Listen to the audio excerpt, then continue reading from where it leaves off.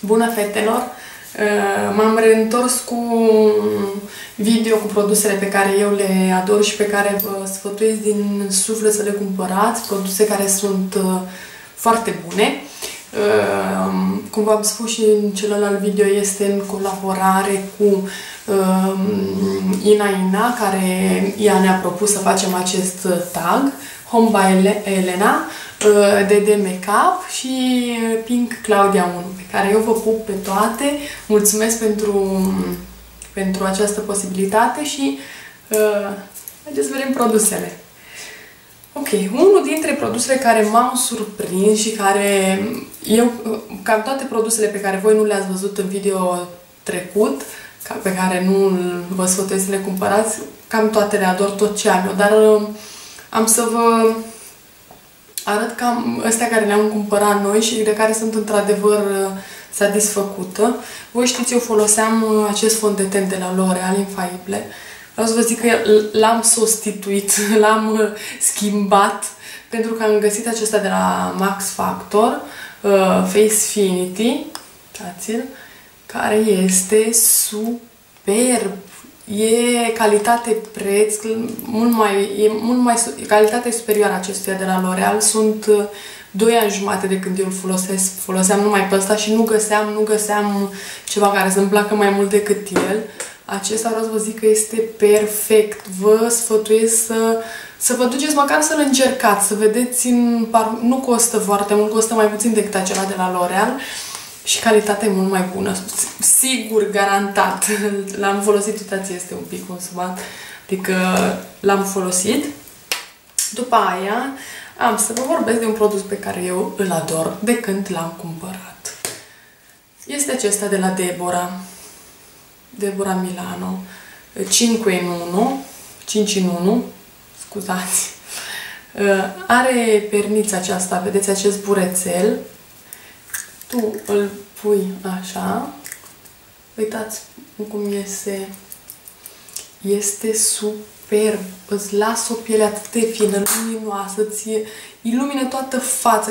Este foarte, foarte bun. Și tot la fel nu costă foarte mult ca pudră. Durează mult. Eu tot așa l-am cumpărat și sunt, cred că mai mult de o lună de când îl folosesc, aproape în fiecare zi.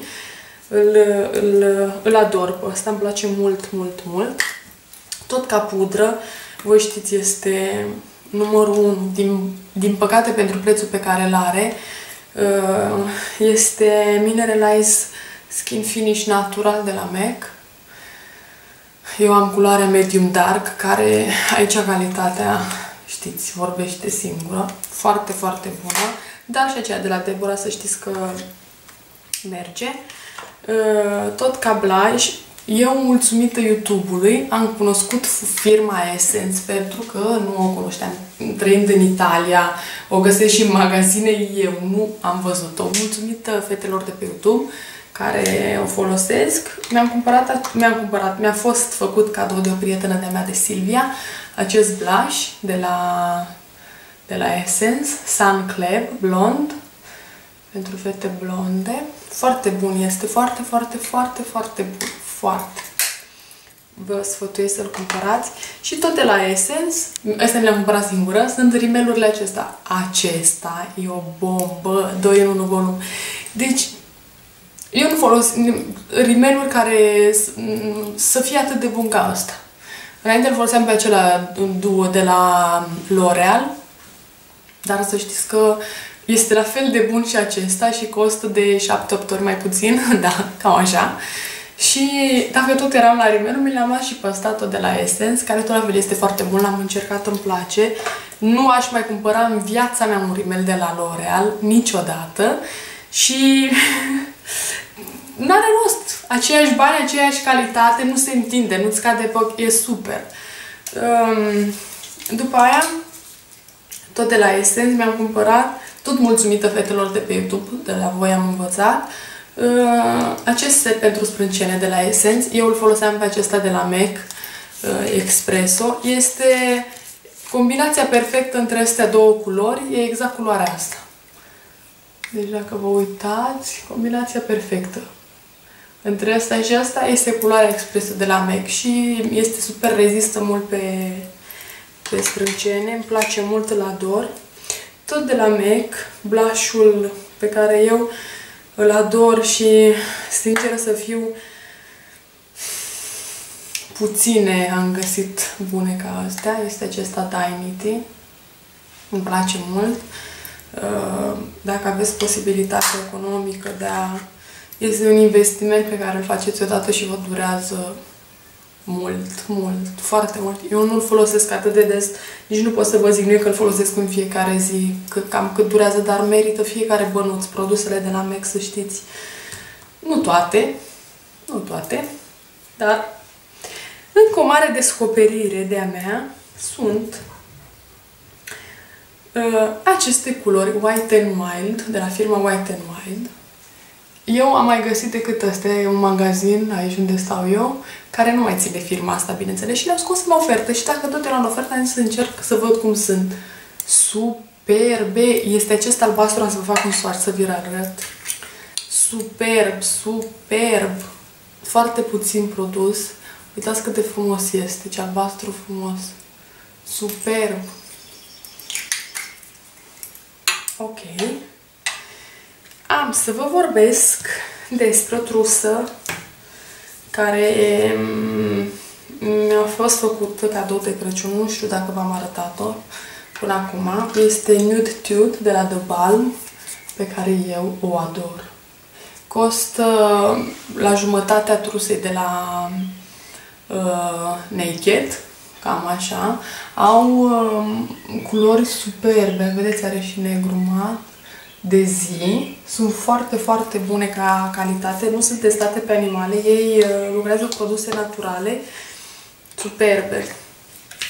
Și cred că este produsul numărul 1 pentru mine. Eu nu mai pot să stau fără el de când am făcut cursul la Cinecittà. Este acest corector numărul 10 de la Cinecittà, acela portocaliu, vi l-am arătat. Uitați-l.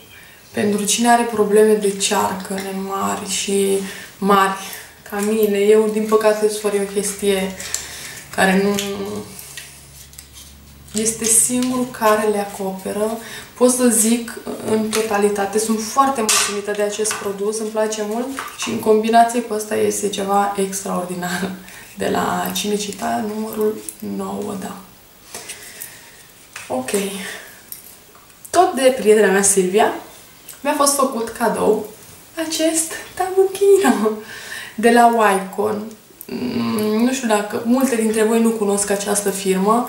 Este o firmă care are foarte multe produse cosmetice, machiajuri, ca un fel de Kiko. Părerea mea, multe produse superioare Kiko, mult mai bune decât produsele Kiko, multe dintre ele. Unul dintre acestea este acest kabuki, care este superb, un kabuki atât de, uitați cât de moale, e incredibil și nu costă mult, cred. Eu am fost la ei, mi-am luat acest ruj care l-am pe buze. Este superb și acest ruj o să vi-l arăt. Cam în jur de 10 euro, 12 euro, nu știu cam cât, dar merită, e foarte moale, e perfect. Ok. Și un ruj este acesta pe care eu îl ador, tot de la Wycon. Este numărul 607, mat. Superb este. Uitați, e un roz coral. Am făcut un swatch de toată frumusețea. Ok. Foarte bune produsele Wycon, nu se găsesc peste tot în Italia, da. Sunt multe magazine. Dacă stați în Italia, vă sfătuiesc să dați o fugă, să vedeți, chiar sunt bune și prețurile chiar mai puțin decât ele de la Kiko, multe. În fine. Astea sunt produsele pe care eu le ador. Sunt multe, aș pierde 5 zile ca să le arăt pe toate. Eu am fost de ajutor cu ceva, sper. Mă tot uit pe aici să văd dacă am uitat ceva, dar cred că nu. Ok. Vă pup și ne vedem la următorul video.